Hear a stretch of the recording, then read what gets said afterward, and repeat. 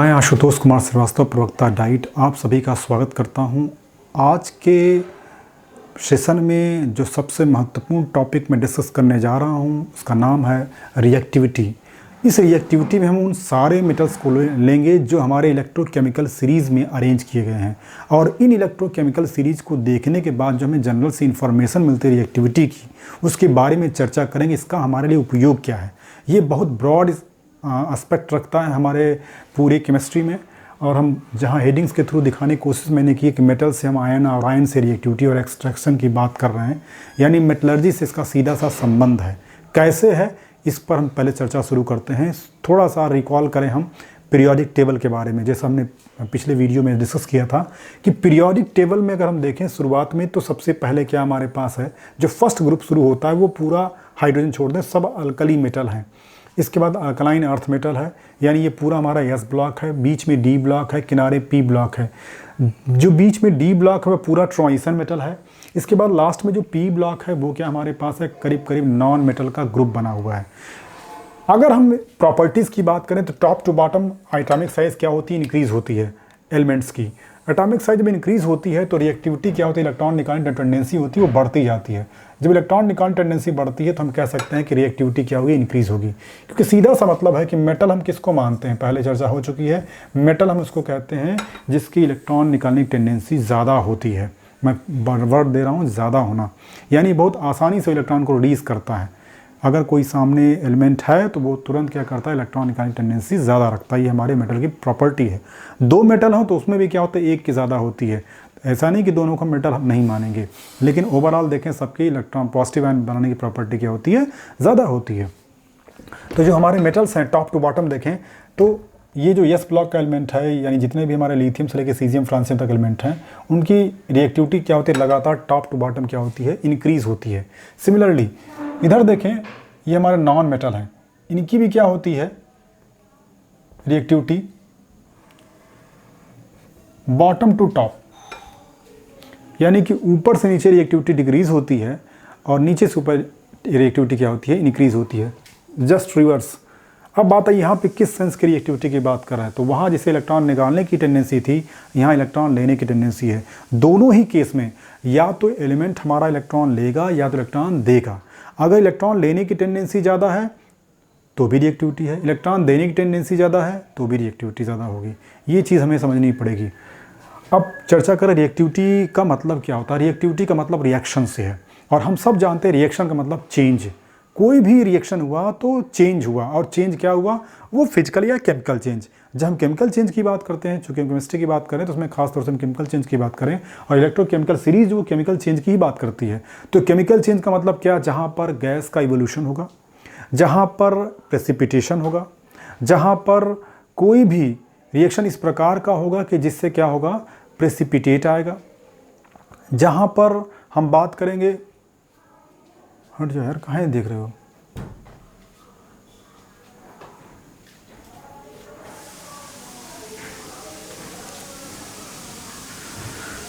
हम बात कर रहे हैं केमिकल चेंज की। तो केमिकल चेंज का मतलब क्या होगा, जहाँ पर कोई परिवर्तन या कोई चेंज इस प्रकार का होगा जहाँ पर गैस का इवोल्यूशन होगा, या प्रेसिपिटेशन होगा, या हीट इवॉल्व होगी, या हीट एब्जॉर्ब होगी, या यूँ कहें कि कलर चेंज होगा, कोई ऑर्डर चेंज होगा।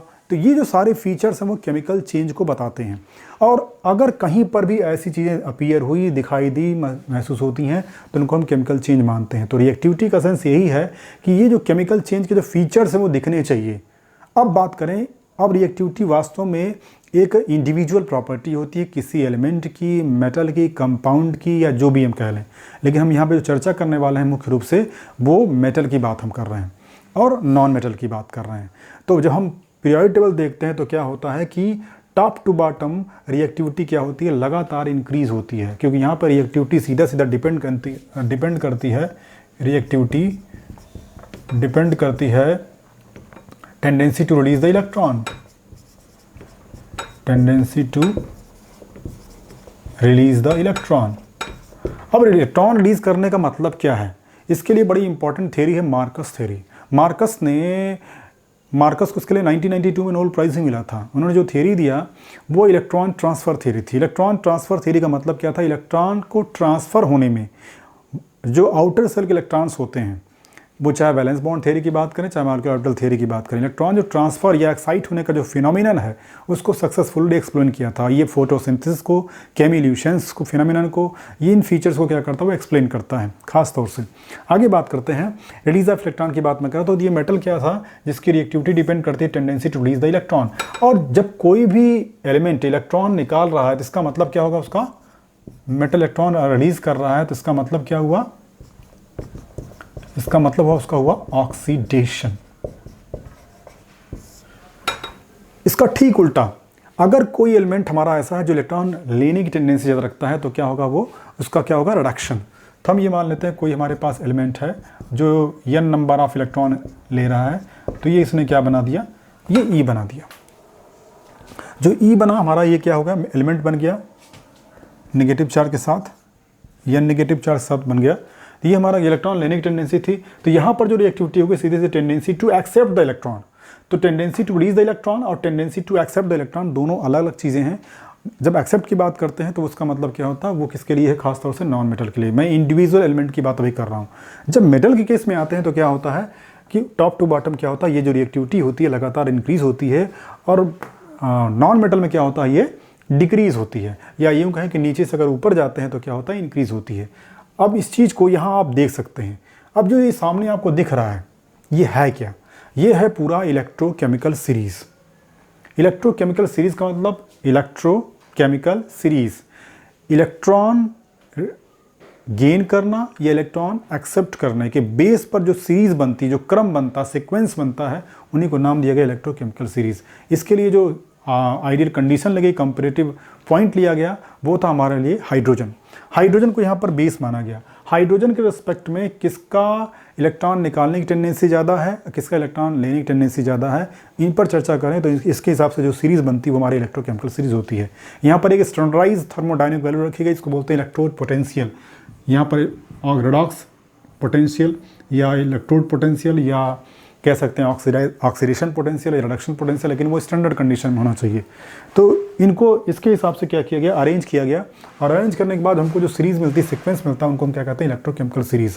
अब बात करते हैं इस सीरीज़ पर, ज़रा गौर से देखें। सबसे टॉप पर यहाँ पे सीजियम रखा गया, लास्ट में रखा गया प्लैटिनम।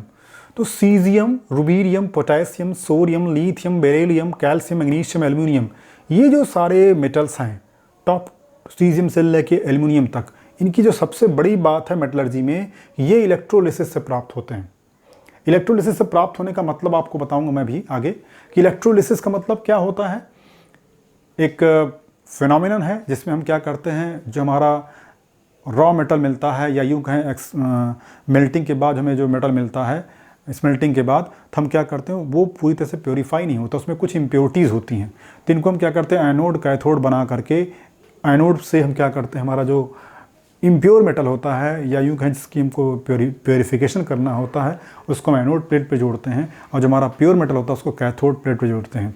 फिर जब करंट पास करते इलेक्ट्रोलिसिस होती है, ऑक्सीडेशन होता है, तो जो हमारा कैथोड प्लेट होता है जिस पर धीरे धीरे मेटल, एनोड प्लेट से जो मेटल आयन हैं आते हैं और कैथोड पर रिड्यूस होते हैं, और धीरे धीरे क्या होता है, उसकी प्लेट मोटी होती जाती है। इस तरह से क्या होता है, इलेक्ट्रोलिसिस से हम मेटल को अलग कर लेते हैं, तो प्योर मेटल प्राप्त कर लेते हैं। और इस मेथड से 99.99% हम मेटल को शुद्ध रूप से प्राप्त करते हैं। ये एक बहुत इंपॉर्टेंट चीज़ यहाँ पर है। तो सीजियम से लेकर एल्युमिनियम तक क्या है, ये जो हमारे मेटल हैं, इनको इलेक्ट्रोलिसिस से हम क्या करते हैं? प्योरीफाई करते हैं या एक्सट्रैक्शन करते हैं, इनका है। दूसरा हमारा जो मैग्नीज और जिंक है, इनकी बात करूँ तो इसको हम कैसे प्राप्त करते हैं? इसमें हम स्मेल्टिंग करते हैं कोक के साथ। कोक का मतलब मैंने पीछे डिस्कस किया था, कार्बन। कार्बन एक तरह से क्या करता है, इन मेटल का रिडक्शन करने का काम करता है, इनके इलेक्ट्रॉन को लेता है और रिड्यूस करता है इनको। इसके बाद जो क्रोमियम है, इसको एल्यूमिनियम थर्मिक रिएक्शन से हम क्या करते हैं? प्राप्त करते हैं। ठीक एल्युमिनियम जैसे प्राप्त किया जाता है। एल्युमिनियम के जैसे हम एल्युमिनियम के ऑक्साइड से एल्युमिनियम को बनाते हैं, निकालते हैं। फिर आयरन से लेकर लेड तक का जो हमारा है, वो जैसे आपका ये मैग्नीज और जिंक था, सिमिलरली क्या होता है, इनको भी क्या करते हैं? आयरन और लेड को स्मेल्टिंग विद कोक करते हैं। नहीं, खास बात क्या है, यहाँ पे जो मेल्टिंग होती है वो इनके कंपेयर में कम टेम्परेचर पे होती है। यानी ये जो है मैग्नीज और जिंक थोड़ा आसानी से यानी कम टेम्परेचर पे क्या होते हैं, मेल्ट हो जाते हैं, जबकि ये क्या होते हैं, थोड़ा देर में मेल्टिंग करते हैं या देर में मेल्ट होते हैं। यहाँ पे देखें एंटीमनी से लेकर के प्लैटिनम तक इनको हम कैसे प्राप्त करते हैं, सिंपल सी हीटिंग कर लेते हैं या फिजिकल एक्सट्रैक्शन से प्राप्त करते हैं। मेटलर्जी मैंने डिस्कस किया था कि कुछ हमारे मेटल जैसे एवरम और सिल्वर ऐसे हैं, खासतौर से मैं एवरम की बात करूँ तो ये ऐसे ही आपको क्या होता है, सिंपल सा फिजिकल फिनोमेनन करके क्या करते हैं, इसको हम अलग कर लेते हैं। इसमें कोई विशेष हमको केमिकल प्रोसेस नहीं करना पड़ता है क्योंकि ये अधिकतर फ्री फॉर्म में मिल जाते हैं। तो जो ये हमारे मेटल्स हैं ये ज़्यादातर इनके बहुत सिंपल ऑक्साइड हैं या ऐसे फ्री फॉर्म मिलते हैं जिनको आसानी से हम हीटिंग करके या फिजिकल एक्सट्रैक्शन से प्राप्त कर लेते हैं। अब दूसरा जो बहुत महत्वपूर्ण चीज़ में है बचती है कि जो मेटल्स हैं इनकी टेंडेंसी क्या इलेक्ट्रॉन रिलीज करने की है।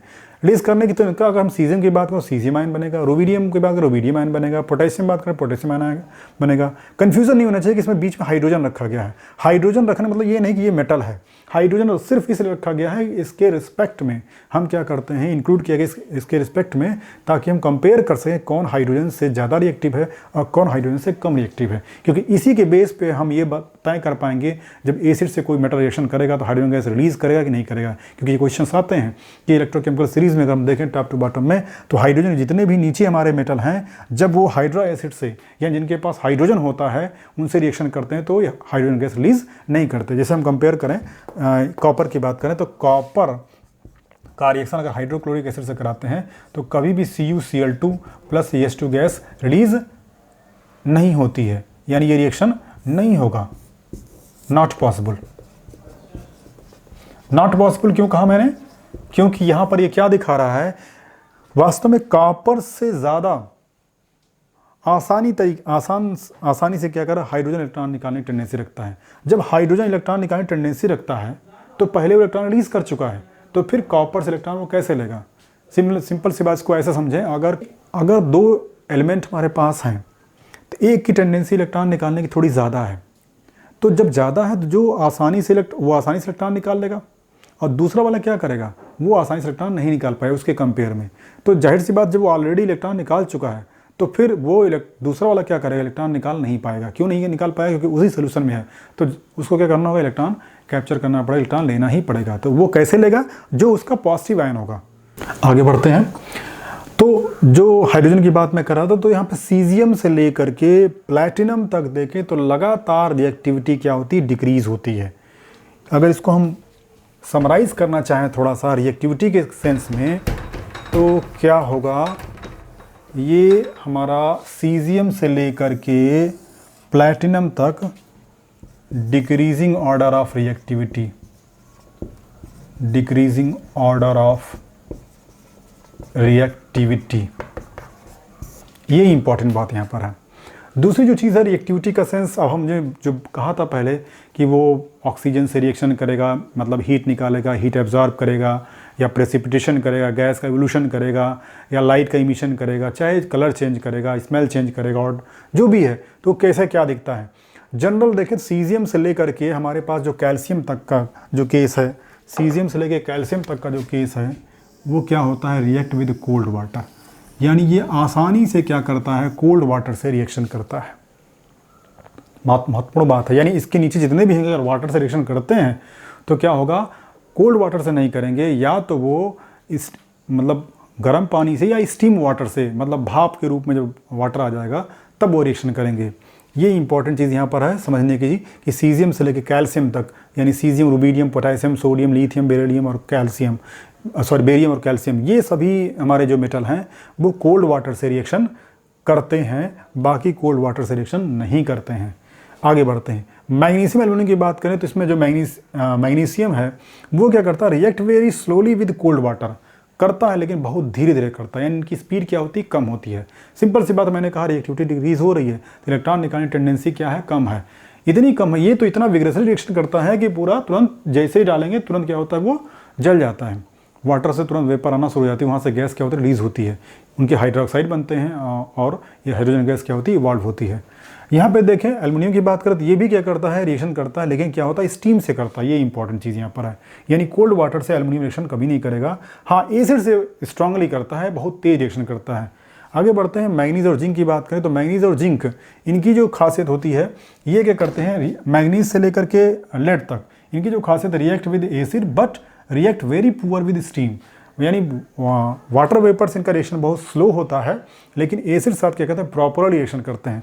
और जब यही नहीं बल्कि पूरा हम कहेंगे सीजियम से लेके लेड तक ये टोटल इनकी जो प्रॉपर्टी है, किसी भी हाइड्रो एसिड से रिएक्शन करेंगे तो ये हाइड्रोजन गैस को रिलीज करते हैं। जैसे हम किसी को एग्जाम्पल के तौर पर ले सकते हैं, जैसे कैल्शियम को ले लें तो कैल्शियम क्या करेगा, जब हम कैल्शियम का रिएक्शन कराते हैं, कैल्शियम का रिएक्शन करा रहे हैं यहाँ पर, ये हमारा कैल्शियम है, अगर इसको हम हाइड्रोक्लोरिक एसिड सेक्शन कराते हैं तो क्या होगा, कैल्शियम क्लोराइड बनेगा और हाइड्रोजन गैस क्या होगी, इवाल्व होगी। ये क्लियर कट कंडीशन है। लेकिन यहीं पे अगर हम कॉपर ले लेते हैं तो क्या होगा, ये रिएक्शन नहीं होगा।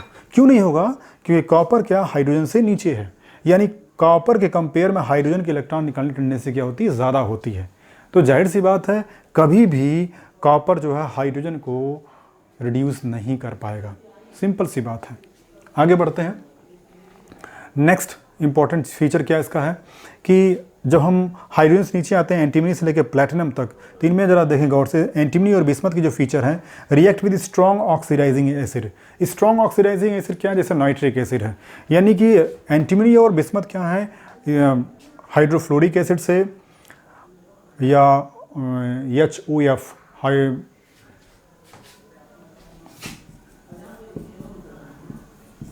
ये ऑक्सी एसिड होती हैं फ्लोरीन की, इनसे वो रिएक्शन करता है या तो नाइट्रिक एसिड से करता है। जबकि कॉपर क्या है, रिएक्ट स्लोली विद एयर। ये खास बात कहूँ तो ये भी बल्कि कॉपर से ऊपर तक जितने बिस्मथ से लेकर के यहाँ तक सीजियम तक सभी क्या करते हैं, एयर से भी रिएक्शन करते हैं, यानी सभी ऑक्सीजन से मिल करके उनके करस्पॉन्डिंग ऑक्साइड बनाते हैं। अभी मैं यहाँ पे हाइड्रोजन की बात नहीं कर रहा हूँ, हाइड्रोजन भी करता है, ऐसा नहीं कि नहीं करता, लेकिन मैं अभी सिर्फ मेटल की बात कर रहा हूँ। तो मेटल के रिस्पेक्ट में देखें तो सभी क्या करते हैं, आराम से एयर से रिएक्शन करते हैं और करस्पॉन्डिंग ऑक्साइड बनाते हैं, जैसे rubidium oxide, potassium oxide, sodium oxide और मतलब आयरन ऑक्साइड, लेड ऑक्साइड, जो भी आप बना रहे हैं। लेकिन एक और चीज़ है, अगर ऑक्साइड भी फीचर होते हैं, कई तरह के ऑक्साइड, एक हमारा ऐसा है जो मोनो ऑक्साइड है, दूसरा डाई ऑक्साइड है, तीसरा सुपर ऑक्साइड, ये पर ऑक्साइड का। तो सुपर ऑक्साइड, पर ऑक्साइड और ऑक्साइड, ये जो चीज़ें हैं जहाँ पर ऑक्सीजन के जो ऑक्सीडेशन स्टेट है -2, -1 और -1/2 रिस्पेक्टिवली, ये क्या चीज़ है, इसको याद देखें तो जो ऊपर के रुबीडियम और पोटेशियम है, ये बहुत आसानी से सुपर ऑक्साइड बनाते हैं, KO2 बनाते हैं, KO2। Rubidium, potassium, sodium peroxide भी बनाते हैं, यानी K2O2 ही बनता है या Na2O2 ही बनता है। ये क्या है, परऑक्साइड है, जहाँ पर ऑक्सीजन का जो ऑक्सीजन स्टेट है वो -1 है। जबकि मोनो ऑक्साइड क्या है, सभी बनाते हैं, या सिंपल ऑक्साइड सभी बनाते हैं, जिसमें ऑक्सीजन की जो ऑक्सीजन स्टेट होती है -2 होती है। जैसे हम बात करें मैग्नीशियम ऑक्साइड में, तो मैग्नीशियम ऑक्साइड में क्या, O का जो ऑक्सीजन स्टेट है वो कितना है, -2 है। तो इस तरह से देखें तो जितने हमारे मेटल हैं, कहाँ से कहाँ तक, बिस्मथ से लेकर के जितने भी रुबीडियम तक, ये बहुत आसानी से क्या करते हैं, ऑक्साइड बनाते हैं। लेकिन रुबीडियम, पोटेशियम, सोडियम पर ऑक्साइड बनाते हैं, और पोटेशियम और रुबीडियम सुपर ऑक्साइड भी बनाते हैं। ये चीज़ थी। ऑक्साइड कॉपर का ही बनता है, लेकिन इनके कंपेयर में उतना वो जल्दी नहीं बनता, इसलिए लिखा रिएक्ट स्लोली विद एयर। आगे देखें, मरकरी से लेकर के प्लैटिनम तक ये स्ट्रॉन्ग ऑक्सीडाइजिंग एसिड से रिएक्शन करते हैं। फिर से मैं कहूँगा स्ट्रॉन्ग ऑक्सीडाइजिंग एसिड का मतलब है यहाँ पर तो नाइट्रिक एसिड था, यहाँ पर नाइट्रिक एसिड भी है, सल्फ्यूरिक एसिड भी है, रोजन रेजेंट एक होता है sulphuric acid plus chromic acid का, यानी K2Cl2O7 potassium dichromate plus sulphuric acid, इनका जो मिक्सचर होता है वो स्ट्रॉन्ग ऑक्सीडाइजिंग एसिड की तरह काम करता है, जहाँ पर खूब ज़्यादा ऑक्सीजन इवाल्व होती है, और यही क्या करते हैं, इनके साथ रिएक्शन करके करस्पॉन्डिंग कंपाउंड बनाते हैं। तो ये सारे महत्वपूर्ण फीचर्स हैं हमारे रिएक्टिविटी सीरीज़ के या केमिकल रिएक्टिविटी सीरीज़ के, जिसमें हमें जानना चाहिए। एक बार हम फिर से समराइज़ करने का प्रयास कर रहे हैं कि जो हमारा केमिकल रिएक्टिविटी के बेस पर जो हम सीरीज़ बनाते हैं मेटल्स की, तो उनको हम क्या बोलते हैं, केमिकल रिएक्टिविटी सीरीज़ कहते हैं, या रिएक्टिविटी सीरीज़ कहते हैं, सिंपल सा। तो इसमें जो खास बात क्या है, सीजियम से लेकर प्लैटिनम तक का जो मेटल का अरेंजमेंट है, टॉप टू बॉटम लगातार इलेक्ट्रॉन निकालने की जो टेंडेंसी है डिक्रीज़ होती है, इनकी रिएक्टिविटी डिक्रीज़ होती है। रिएक्टिविटी डिक्रीज़ होने का सीधा सा मतलब है कि इनकी इलेक्ट्रॉन निकालने की टेंडेंसी कम होती जा रही है। इलेक्ट्रॉन निकालना मतलब होता है ऑक्सीडेशन। तो जो जितना आसानी से इलेक्ट्रॉन जितना आसानी से इलेक्ट्रॉन को रिलीज़ करेगा, उतना ही वो आसानी से ऑक्सीडाइज होगा, और वो उतना ही वो बढ़िया हमारा रिड्यूसिंग एजेंट होता है। तो ये हमारा जो सीजियम है वो स्ट्रॉन्ग रिड्यूसिंग एजेंट है, ये इंपॉर्टेंट चीज़ है। और इसी तरह से जो प्लैटिनम है, इसी तरह से सबसे क्या होगा, वीकेस्ट रिड्यूसिंग एजेंट होगा या स्ट्रांग ऑक्सीडाइजिंग एजेंट होगा। ये चीज़ समझने की चीज़ है यहाँ पर। तो टॉप पर स्ट्रांग रिड्यूसिंग एजेंट है और बॉटम पे क्या स्ट्रांग ऑक्सीडाइजिंग एजेंट है। यहाँ समझने की जो चीज़ है, जिसका ऑक्सीडेशन होता है वो रिड्यूसिंग एजेंट होता है। तो जितना आसानी से इलेक्ट्रॉन रिलीज़ किया, सबसे आसानी से इलेक्ट्रॉन को रिलीज़ कर रहा है सीजियम। इसी फीचर का प्रयोग करके हम फोटोकेमिकल सेल बनाते हैं। फोटोकेमिकल सेल में इसको यूज़ कर, जो मार्कस थ्योरी ने बताया था कि मार्कस थ्योरी में ये एक्सप्लेन किया गया कि इलेक्ट्रॉन निकालने की जो टेंडेंसी होती है वो किस प्रकार से होती है और क्या क्या उसका रोल है। जैसा मैंने एग्जाम्पल पीछे बताया फोटोसिंथेसिस में है, और जो हम सोलर सेल बनाते हैं उसमें इसका प्रयोग करते हैं इस फीचर्स का। दूसरा जो चीज़ थी कि इनके जो करस्पॉन्डिंग आयन बनते हैं वो किस प्रकार से, ये जितने भी आयन बने हुए हैं ये स्टेबल आयन होते हैं। जैसे कॉपर का क्यूपरस भी बनता है, क्यूप्रिक भी बनता है, लेकिन क्यूप्रिक क्या ज़्यादा स्टेबल है। मरकरी का मर्क्यूरस भी बनता है, मर्क्यूरिक भी बनता है। मर्क्यूरस का मतलब हो गया Hg से क्या हुआ, ये बन गया 1 पॉजिटिव और दूसरा बन गया डाई पॉजिटिव। तो ये क्या है, इक है और ये क्या है, अस है। तो ये अस है और ये क्या है, इक है। तो मर्क्यूरस और मर्क्यूरिक, जो हमारा रिड्यूस फॉर्म होता है अगला वो अस होता है, जो ऑक्सीडाइज फॉर्म होता है वो क्या होता है, इक होता है। तो मर्क्यूरस और मर्क्यूरिक। इलेक्ट्रॉन निकालने टेंडेंसी देखें, मरकरी क्या है, मर्क्यूरिक के लिए ज़्यादा होती है, मर्क्यूरस के लिए कम होती है। इसी नाते ये ज़्यादा स्टेबल होता है, आसानी से बना लेता है। आगे देखें इसी तरह से और आगे बढ़ते हैं। तो स्टेनस का जो हमारे पास है, स्टेनस का टिन का स्टेनस बनता है। हालांकि ये एसेंट टेट्रा पॉजिटिव भी शो करता है, स्टैनिक बनाता है, लेकिन यहाँ पर स्टैनिक क्या होता है, कम स्टेबल होता है। सिमिलरली जो लेड है उसका पलम्बस का पलम्बिक बनता है, जो कि वो पलम्बिक क्या है, कम स्टेबल है। रीज़न क्या है, 4 वैलेंसी के बावजूद ये कम स्टेबल क्यों होता है, उसके पीछे जो रीज़न बताता है, इनर्ट पेयर थ्योरी दी जाती है कि जो बाहर के जो इलेक्ट्रॉन हैं, बाहर के जो इलेक्ट्रॉन्स जिसमें NS2 कन्फिग्रेशन होता है, NS2 कन्फिग्रेशन, यानी जब यस ऑर्बिटल पूरा भरा हुआ हो, पेयर्ड हो और वो इलेक्ट्रॉन में केमिकल रिएक्शन में पार्टिसिपेट नहीं करता, तो इनर्ट पेयर कॉन्सेप्ट कहते हैं या इनर्ट पेयर थ्योरी का नाम दिया गया। तो इनर्ट पेयर थ्योरी में क्या बताया गया कि जो हमारा लेड है वो टेट्रा पॉजिटिव बना सकता है, लेकिन वो बनाने की टेंडेंसी कम होती है, क्योंकि वो टॉप टू बॉटम क्या होता है, जो NS2 इलेक्ट्रॉन की टेंडेंसी होती है पार्टिसिपेट करने की, कम घटते जाते हैं due to inert pair effect. जिसकी वजह से क्या होता है, टिन या पलम्बस लेड जो होते हैं वो अस फॉर्म में ज़्यादा स्टेबल होता है एज़ कम्पेयर टू इक। जैसे स्टेनस का स्टैनिक बनता है, पलम्बस का पलम्बिक बनता है। तो जो ये, जबकि यहाँ पे देखें इक वाला फॉर्म स्टेबल था, जबकि यहाँ दिखा रहा है आपको मरकरी से मर्क्यूरस, मर्क्यूरिक, कॉपर का क्यूपरस, क्यूप्रिक, क्यूप्रिक है। इसी तरह से कोई 1 पॉजिटिव, ये तो इनके आउटर सेल में सिर्फ एक ही इलेक्ट्रॉन है तो एक ही इलेक्ट्रॉन रिलीज़ करेगा। तो इसके हिसाब से देखा जाए, पूरा कंपेयर करें तो टोटल सीजियम से लेकर के कैल्शियम तक की जो सबसे बड़ा फीचर है वो कोल्ड वाटर से रिएक्शन करता है। सीजियम से लेकर के एल्युमिनियम तक देखें, जो इम्पोर्टेंट फीचर है, मैग्नीशियम से लेकर एल्युमिनियम तक देखें तो इनकी जो फीचर है, ये तो वेरी स्लोली करेगा रिएक्शन मैग्नीशियम, जबकि एल्युमिनियम क्या करेगा, स्टीम से रिएक्शन करेगा।